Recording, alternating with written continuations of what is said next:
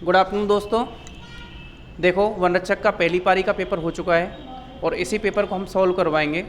तो सबसे पहले हम साइंस वाले पोर्शन को लेते हैं और साइंस वाले पोर्शन में आपका जो पेपर का जो क्रमांक है वो है 130A वाला, ठीक है। तो पेपर कोड है आपका 130A और इसमें क्वेश्चन नंबर 21 से आपके साइंस के क्वेश्चन स्टार्ट हैं।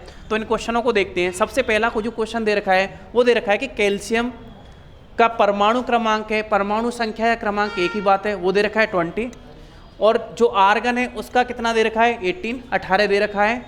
यदि दो तत्वों का द्रव्यमान संख्या 40 है, बेटा यहाँ पे ध्यान देना है आपको, जो द्रव्यमान संख्या होती है वही उसका भार बताती है, द्रव्यमान ही भार बताता है। अगर द्रव्यमान संख्या समान है, दोनों की द्रव्यमान संख्या समान है, इसका मतलब भार समान है और ऐसे तत्वों को बोला जाता है समभारिक। अगर भार समान है तो समभारिक बोला जाएगा और समभारिक को इंग्लिश में बोल जाता है आइसो माने होता है समान और बार मतलब होता है भार, ठीक है।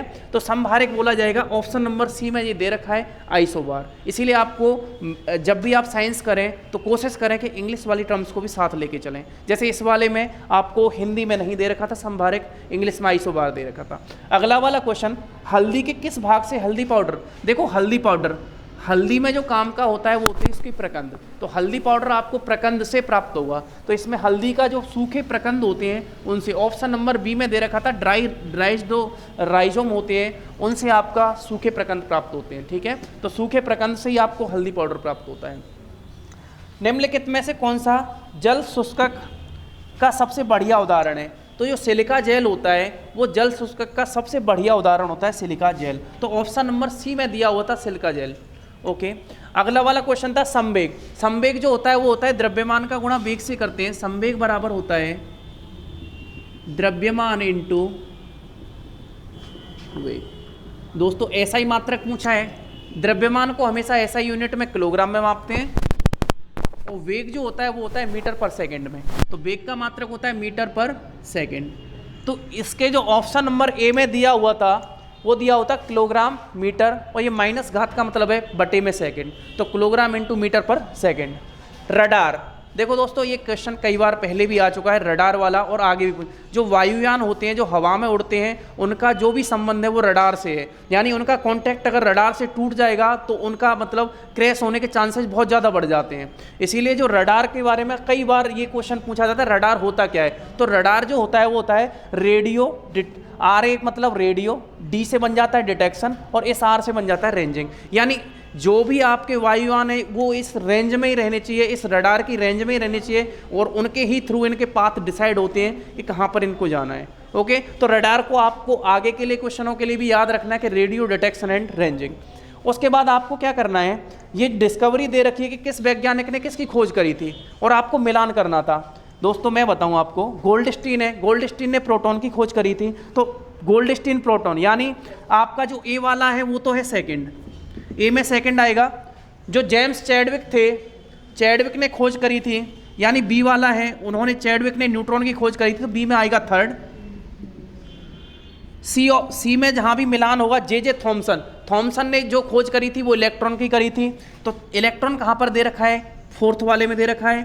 और आपकी जो जॉन डाल्टन है, तो डी वाला जो डाल्टन ने खोज करी थी वो करी थी परमाणु सिद्धांत, यानी परमाणु सिद्धांत दिया था डाल्टन ने। तो जो डी वाला मैच होगा वो फर्स्ट वाले से, और जिस ऑप्शन में भी ये चारों मैच कर रहे हैं वही अपना आंसर हो जाएगा, ओके ठीक है। नेक्स्ट सवाल देखते हैं। देखो अगला क्वेश्चन है 27। उच्च सीटेन संख्या तथा निम्न ऑक्टेन संख्या वाला ईंधन निम्न में से किस इंजन के लिए आदर्श है? देखो हमारे पास 3-4 तरीके के इंजन होते हैं, एक पेट्रोल इंजन होता है, एक डीजल इंजन होता है और एक हीट इंजन होता है, ठीक है। तो जो सबसे ज़्यादा सूटेबल होता है उसी के लिए, उस इंजन के लिए सबसे सूटेबल होता है, उसके हिसाब से ही आप ईंधन बनाते हैं। सबसे पहले आप देख रहे हो यहाँ पे कि अब ये कह रहा है कि जिसमें ऑक्टेन जो नंबर है ना, ऑक्टेन नंबर तो है लो, यानी ऑक्टेन संख्या तो निम्न है, और आपके सीटेन जो संख्या है वो क्या है, ज़्यादा है। तो ऐसे के लिए आपको जो सबसे बढ़िया इंजन होता है वो होता है हीट इंजन, यानी हीट इंजन होता है, ऊष्मा इंजन होता है। तो आपका ये वाला ऑप्शन ठीक हो जाएगा कि जो हीट इंजन है वो किसके लिए, कौन से वाले ईंधन के लिए, गुणवत्ता के लिए अच्छा है, जिसमें निम्न ऑक्टेन नंबर हो और उच्च C10 नंबर हो। ओके, अगला वाला क्वेश्चन देखते हैं कि जब भी आप पेट्रोल भरवाने के लिए जाते हो पेट्रोल पंप पे, तो वो अलग से कुछ मिलाते हैं। वो अलग से क्यों मिलाते हैं? वो जो अलग से मिलाया जाता है वो होता है एथिलीन डाइब्रोमाइड। यानी एथिलीन डाइब्रोमाइड को क्यों मिलाया जाता है? क्योंकि जो आपका जो भी ईंधन होता है उसमें लेड ऑक्साइड होता है, उस लेड ऑक्साइड को विलोपित करने के लिए, यानी उसकी जो मात्रा है उसको कम करने में, विलोपन करने में, यानी उसका काउंटर करने के लिए आप किसका यूज करते हो? एथिलीन डाइब्रोमाइड का। तो आपका ऑप्शन नंबर बी ठीक हो जाएगा कि लेड ऑक्साइड के विलोपन में कौन सहायता करता है? Ethylene dibromide. ठीक है, अब उसके बाद आता है संचार में प्रयुक्त होने वाला ऑप्टिकल फाइबर जो होता है वो किस सिद्धांत पे कार्य करता है? देखो हमने पढ़ा हुआ TIR, टोटल इंटरनल रिफ्लेक्शन, यानी पूर्ण आंतरिक परावर्तन की जो घटना होती है वो इसके लिए जिम्मेदार है। आपके जो भी संचार में पूर्ण आंतरिक परावर्तन की घटना होती है, जिसके कारण क्या होता है कि जैसे आपने देखा होगा एंडोस्कोपी करते हैं। एंडोस्कोपी में क्या करते हैं कि एक कोई भी यंत्र है वो पेट के अंदर ऐसे करके डाला जाता है यहाँ तक, तो वो अंदर टोटल इंटरनल रिफ्लेक्शन के कारण अंदर की आंतें वगैरह चेक करने के लिए आपके किया जाता है। ठीक है, तो जो एंडोस्कोपी होती है ना, एंडोस्कोपी में ये वाला ऑप्टिकल फाइबर यूज होता है जिसका सिद्धांत होता है पूर्ण आंतरिक परावर्तन।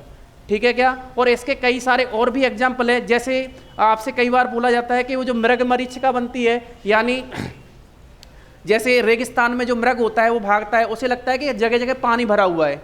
या फिर आप देखते होगे सड़क पे कभी भी चल रहे हो, जैसे बस में बैठे हो तो आगे लगता है धूप हो रही है कि आगे पानी भरा हुआ है, तो वो जो घटना है पानी भरा हुआ दिखना एक्चुअल में होता नहीं है। और मृग मरीचिका इसीलिए बोला जाता है इसको। तो मृग मरीचिका का कारण भी क्या होता है? पूर्ण आंतरिक परावर्तन। ठीक है क्या? तो आपका जो ऑप्टिकल फाइबर है उसका सिद्धांत होता है TIR, total internal reflection, TIR। तो पूर्ण आंतरिक परावर्तन के कारण ये ऑप्टिकल फाइबर है ना वो अंदर तक की चीज़ों को देख पाता है। ओके, तनाव और विकृति वाले में लोच सीमा बिंदु, देखो एक ग्राफ से समझाता हूं मैं आपको। जैसे ये है तनाव और ये है, इस वाले बिंदु पे लेते हैं XYH पे विकृति और इधर लेते हैं तनाव। एक होती है इलास्टिक लिमिट, प्रत्यास्थ सीमा। इलास्टिक लिमिट बोला जाता है प्रत्यास्थ सीमा। दोस्तों क्या होता है? प्रत्यास्थ सीमा के भीतर अगर आप इस पे तनाव बढ़ाओगे, बल बढ़ाओगे, तो इसकी जो कर्व है वो ऐसे आएगा। लेकिन एक लिमिट ऐसी आती है यहाँ पर आकर के, अगर यहाँ से आगे आपने बल लगाया और अगर प्रत्यास्थ सीमा यहाँ तक है, मान लो ये वाला जो पॉइंट है, ये क्वेश्चन बोल रहा है क्या? तनाव विकृति वक्र में लोच सीमा। तो बेटा मैं ऐसे मान लेता हूँ कि ये है लोच सीमा, और इसे इंग्लिश में बोलते हैं इलास्टिक लिमिट। लोच सीमा, इलास्टिक लिमिट या प्रत्यास्थ सीमा एक ही बात है। अगर एक लिमिट तक, जैसे आपने रबर ली, एक लिमिट तक आप उसको आगे तक बढ़ाओगे, बल लगाओगे, उसमें तनाव आएगा आएगा आएगा, एक लिमिट ऐसी आएगी वो टूट जाएगी। तो अगर इससे आगे आप बढ़ाओगे तो वो टूट जाएगी। तो आपका ऑप्शन नंबर बी दे रखा था, जहाँ तक हम भार हटाया तो मूल आकार पुनः प्राप्त हो जाए। जैसे रबर ली, जहाँ तक आपने भार लगाया, जहाँ तक आपके मूलाकृति में वापस आ जाए वहाँ तक आपकी जो है वो लोच सीमा होती है। अगर वापस ना आ जाए, ब्रेक हो जाए, तो वो जो इलास्टिक लिमिट है उससे पार चला गया। इसका मतलब ऑप्शन नंबर बी आपका सही आंसर है, जिसमें ओके। तो और एक और ऑप्शन नंबर डी में अगर कन्फ्यूज हो आप, तो उसमें लास्ट में ये नहीं दे रखा कि प्रत्यास्थ सीमा के भीतर, इसीलिए वो आंसर नहीं होगा। यानी लंबाई तो बढ़ती है, लेकिन उसने लास्ट में प्रत्यास्थ सीमा के भीतर नहीं लिखा हुआ। यानी बल लगाने पे लंबाई बढ़ेगी, बिल्कुल बढ़ेगी, लेकिन प्रत्यास्थ सीमा के भीतर ही बढ़ेगी, एक लिमिट के बाद वो टूट जाएगा। इसीलिए ये वाला आंसर अपना बिल्कुल करेक्ट है, ऑप्शन नंबर बी। अगला क्वेश्चन देखते हैं।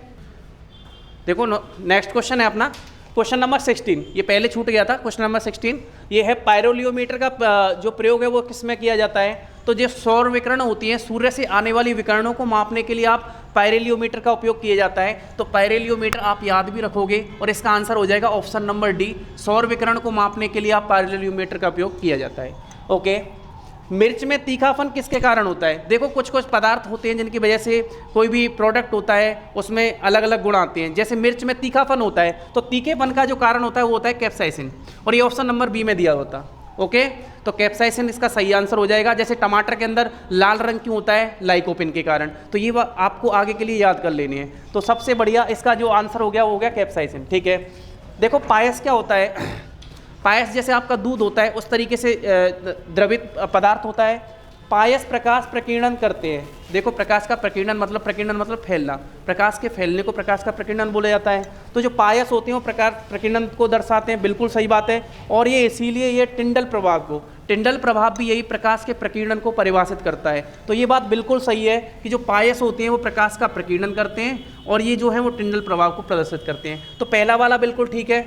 अब बोल रहा है तेलीय जो है वो पायस हैं जलीय पायस से अधिक विस्कस या चिपचिपे होते हैं। देखो विस्कोसिटी या श्यानता किसे बोलते हैं? विस्कोसिटी या श्यानता होती है कोई भी पदार्थ के बहने के गुण को विस्कोसिटी बोला जाता है। कि जैसे आपने पानी को फैलाया और तेल को फैलाओ, तो पानी की जो स्पीड है बहने की वो ज़्यादा है और तेल की क्या है? कम। तो सांद्रता किस में ज़्यादा है? जिसमें बहने की गुण क्या है? कम है।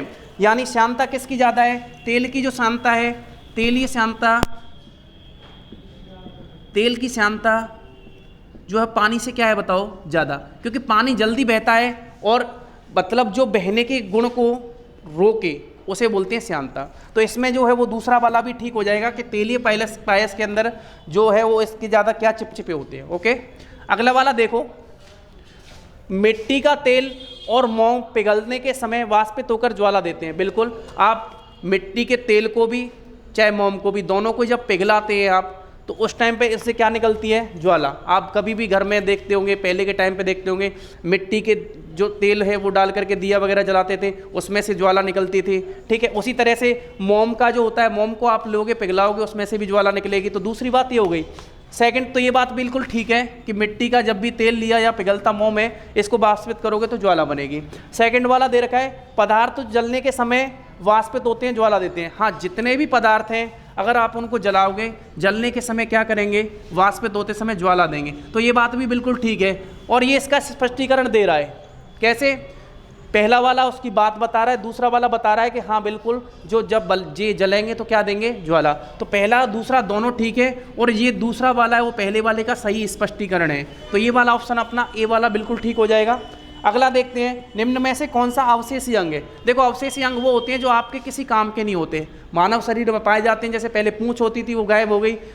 तो जो अक्ल दाढ़ दे रखी थी ऑप्शन नंबर बी में, ये बिल्कुल ठीक आंसर है। Okay, thank you.